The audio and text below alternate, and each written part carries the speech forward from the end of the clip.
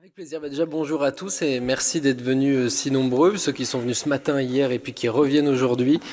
Je vais essayer de vous dresser un petit aperçu de ce que ça peut être d'être journaliste sur des terrains qu'on dit de conflit ou des terrains de guerre, et surtout les particularités que ça implique lorsqu'on est pigiste, c'est-à-dire indépendant et pas employé par une rédaction.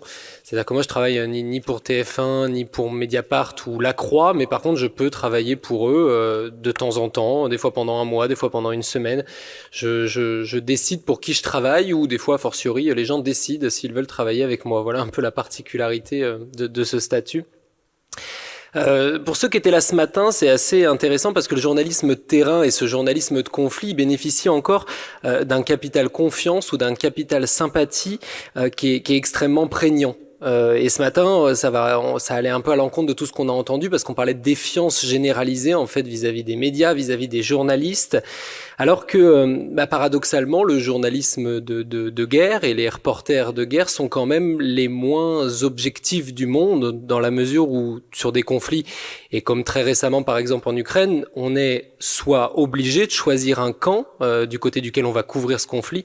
Et là, en l'occurrence, pour les journalistes occidentaux, bien c'est le côté ukrainien. Il n'y a aucune possibilité d'aller du côté russe ou des forces russes. Ça, c'est réservé aux amis de la Russie. Et donc, on a vu des reportages de la télévision chinoise, par exemple, embarqués avec les forces russes.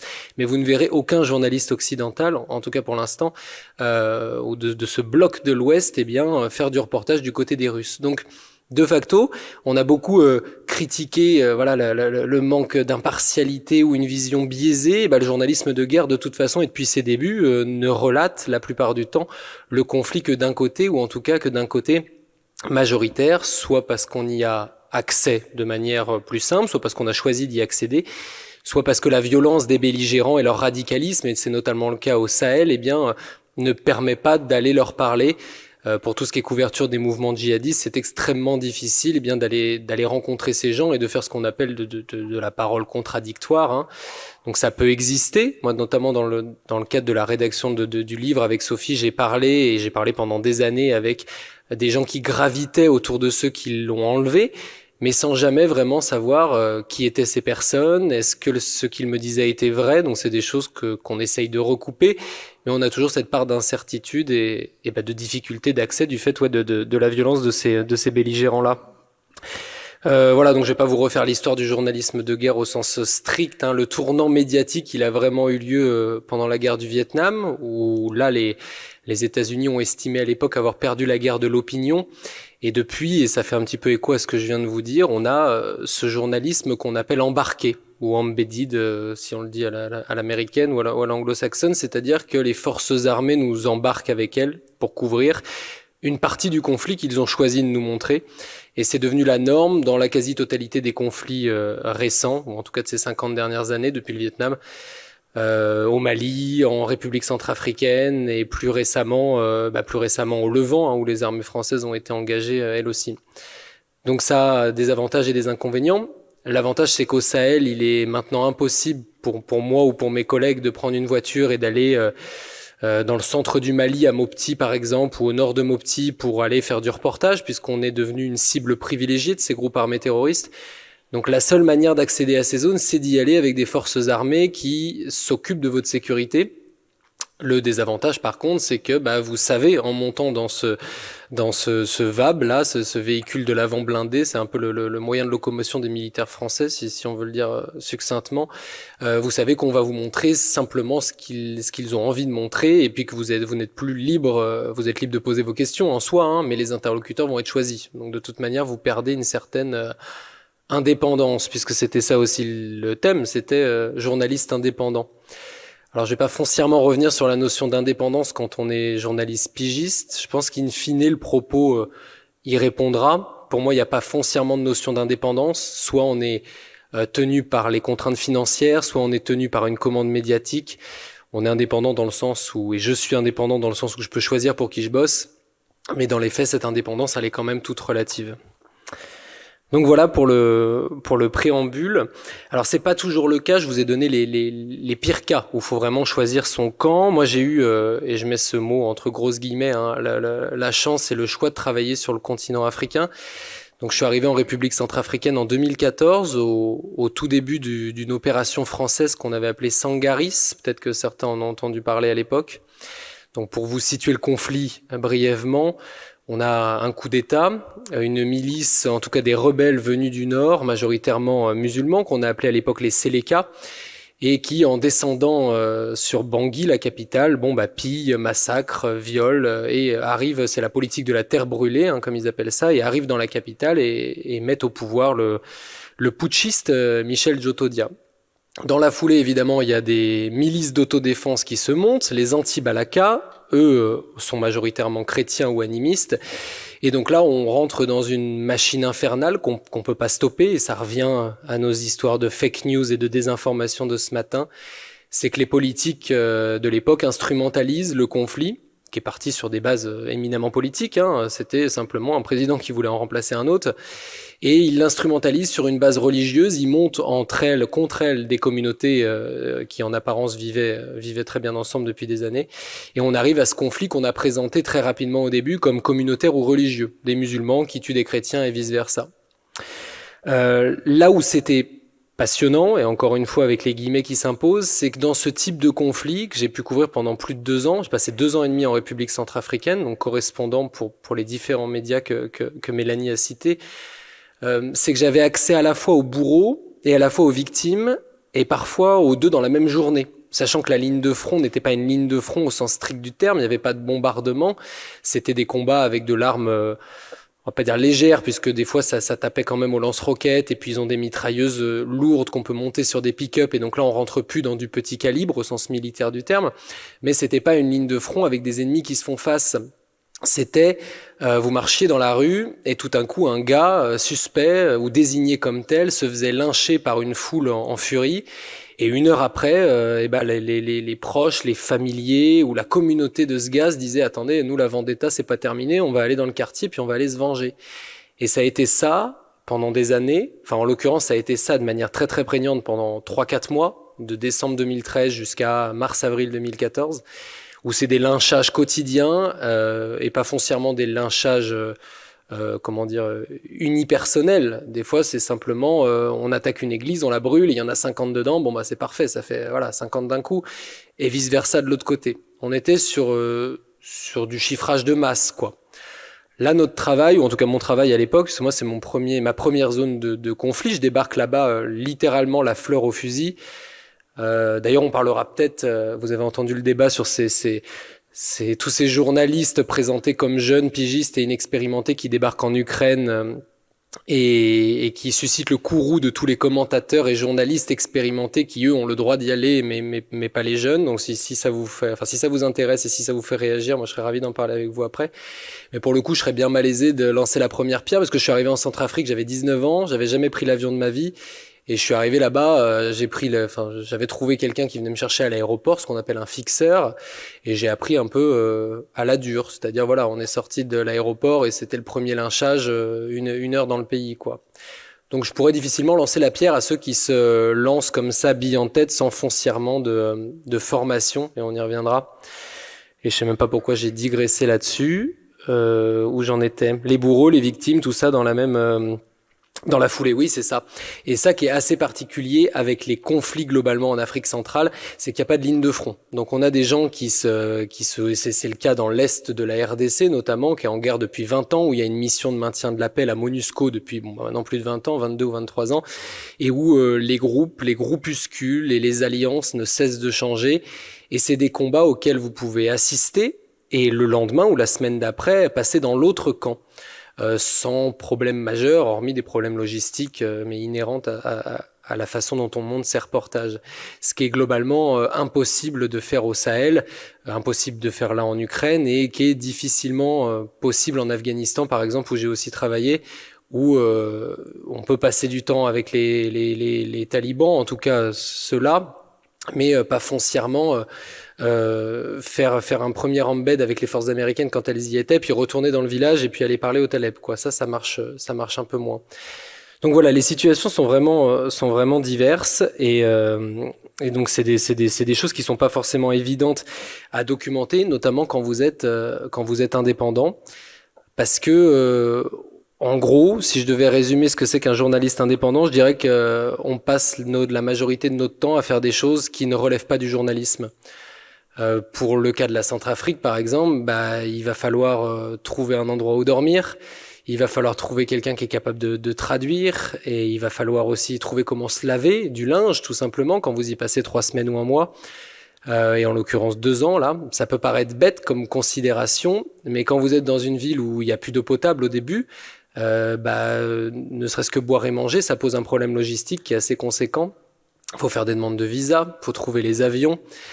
Et là où le journaliste pigiste n'est pas sur la même base égalitaire que mes confrères qui sont staffés, c'est-à-dire employés, c'est que dans les médias où ces gens-là sont en CDI, il y a ce qu'on appelle les chargés de production qui s'occupent de tout ça, qui prennent les billets d'avion, réservent les hôtels, trouvent des fixeurs, louent des voitures, font toute la logistique à la place du journaliste qui, lui, se concentre exclusivement sur son métier de base, et en l'occurrence, le journalisme, c'est-à-dire trouver des interlocuteurs, faire en sorte de raconter les histoires, et pas sur les à côté.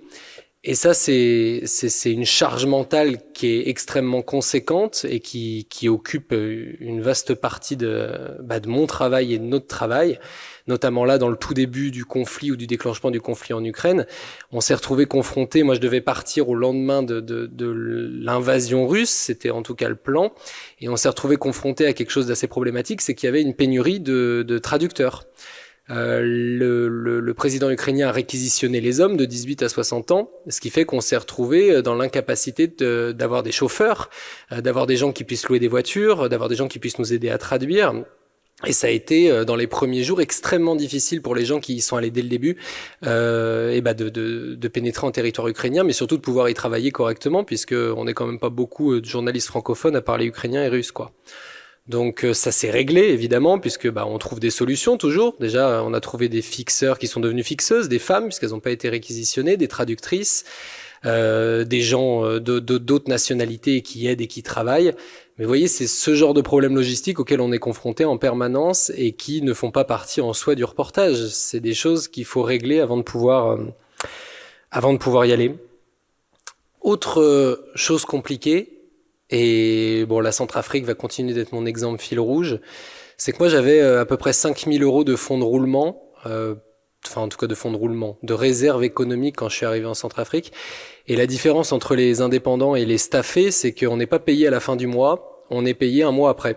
C'est-à-dire si je travaille là, je sais pas quel jour on est, le 19 mars que je travaille, je serai payé à la fin du mois d'avril.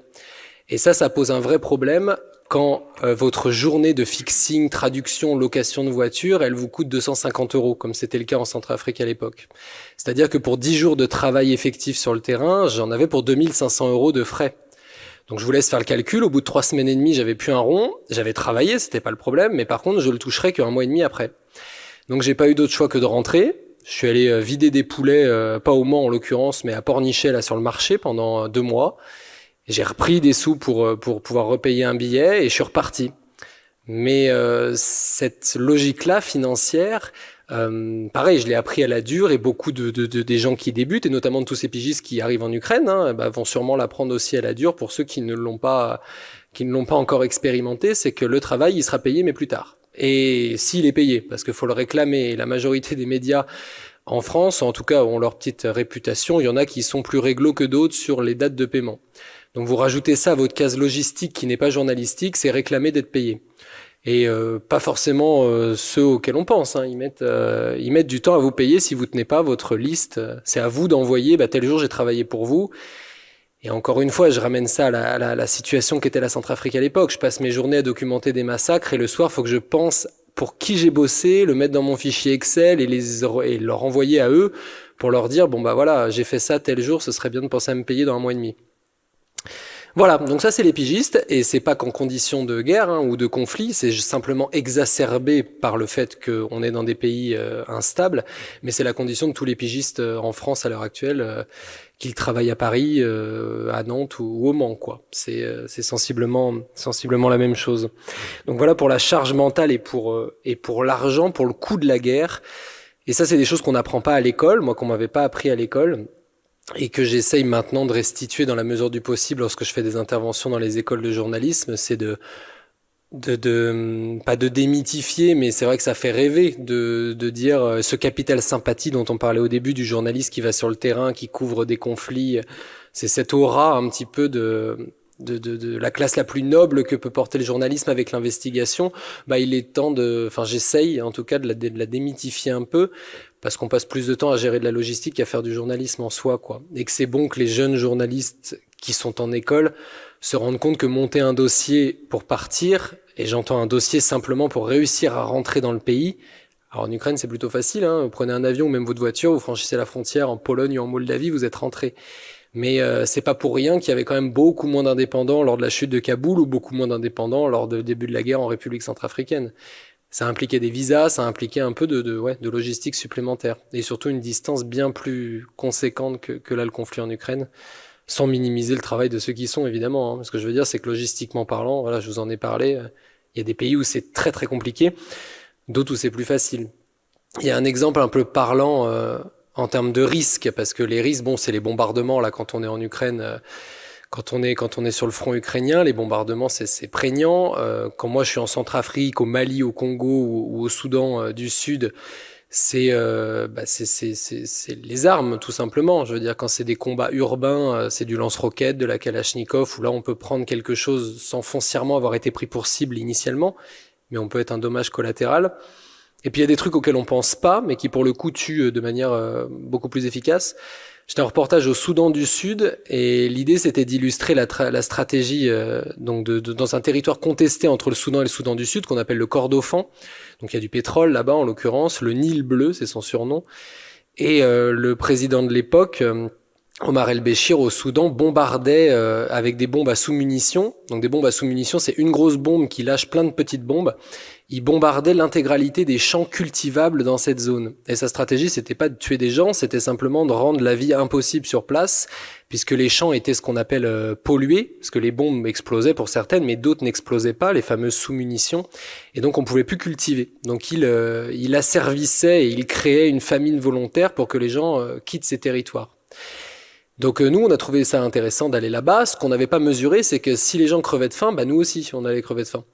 Et donc on a passé cette frontière donc illégalement, puisqu'elle était tenue par des rebelles hein, du SPLA, c'était leur titre de l'époque. Donc on passe cette frontière dans un camion de nuit et ils vous enlèvent les téléphones satellites puisqu'ils sont persuadés que l'Iridium, qui est une marque de téléphone satellite, mais qui est basée sur des satellites américains, ça va servir à les repérer. Donc ils vous enlèvent tout moyen de communication, mais ils vous laissent rentrer sur ce territoire. Et en fait, au bout de 8 jours, on se rend compte qu'il n'y a vraiment pas à bouffer. Et on n'avait pas du tout, on avait pensé à l'eau, on avait 100 litres d'eau à l'arrière du pick-up, c'était pas un problème, mais on n'avait pas à manger. Et donc, avant de rentrer, c'était facile. C'est un peu le cas en Ukraine, par exemple, c'est facile d'entrer, c'est pas foncièrement facile de sortir, puisque tout le monde veut faire la même chose. Et donc, pour sortir de ce pays, on est resté quasiment 3 semaines. Bah, à la fin, on rationnait des tomates. C'est-à-dire, on avait une tomate pour deux, et avec du sel. Et globalement, c'est ce qu'on a mangé sur les 5-6 derniers jours, c'était une tomate par jour, quoi. Alors c'est pas grave, nous on a fait 3 semaines là-bas, c'est rien, les gens ils y vivent encore, hein. Ils meurent de faim tous les jours encore dans cette région qui est vachement moins médiatisée que l'Ukraine en ce moment. Mais c'est pour vous dire que le risque il est pas, c'est pas simplement une bombe qui peut vous tomber sur la tête, quoi. Il est vraiment multiple et en l'occurrence là on craignait à la fois les bombes puisque on était dans une campagne intense de bombardement juste avant la saison des pluies.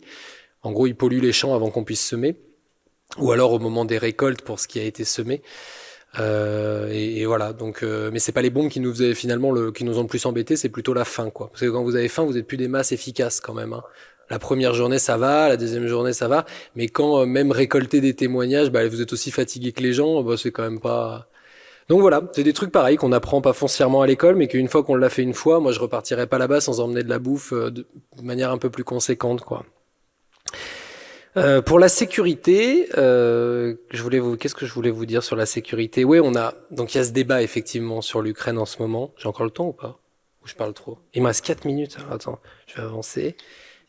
5, ça serait bien. L'argent et la solitude, voilà. Au final, on s'en fout de la sécurité. On en parlera tout à l'heure ou pas si vous avez des questions. Mais sur les particularités de la pige, c'est cette solitude qui vous tombe dessus et qui pèse sur vos épaules. On a parlé des risques, effectivement. Bon, les bombes, la faim, le paludisme, les maladies et ce genre de trucs.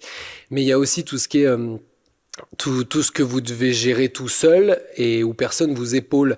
Et ce qui est assez déstabilisant au début, c'est que les rédacteurs en chef auxquels je parlais, parce que j'ai été 6 ans correspondant dans ces pays, j'y habitais, maintenant j'y habite plus mais je continue d'y travailler, eux ils ont l'impression que vous vivez votre meilleure vie. Mais vraiment, hein. C'est-à-dire, ah mais pourquoi tu te plains? Je veux dire, t'es là où ça se passe, c'est génial ce que tu fais. Oui, merci, ça me fait plaisir.